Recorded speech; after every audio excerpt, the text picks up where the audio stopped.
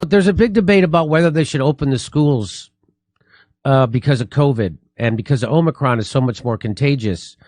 Omicron, the symptoms of Omicron are very mild, and they're like a cold.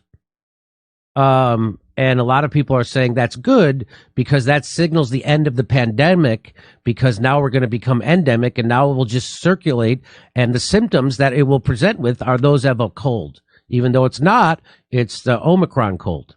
So everybody shitting their pants about kids having to go to school are just repeating propaganda from big pharma funded establishment news. Congratulations. Do you know the damage that is done to kids not being socialized in schools? We don't even know, but it's great.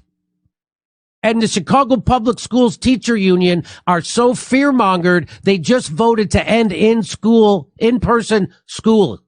They are at a higher risk of contracting the Omicron cold. Yes. Yeah. They are at a less risk for severe disease. So what you're saying is we're using the word risk now to describe the symptoms of a cold. So kids are at greater risk of catching something that will present as a cold.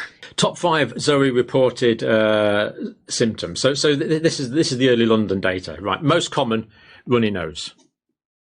Second most common, headache.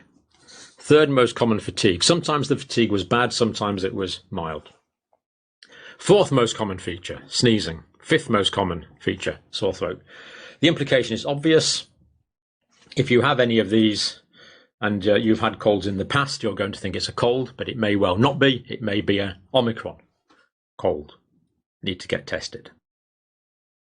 So there you have it. That's what people are locking down to avoid that. They think it's to avoid something more deadly. They're misinformed. Why? Because they're getting their information from the establishment. I'll tell you what I think. We should keep them open and kids should be going to schools.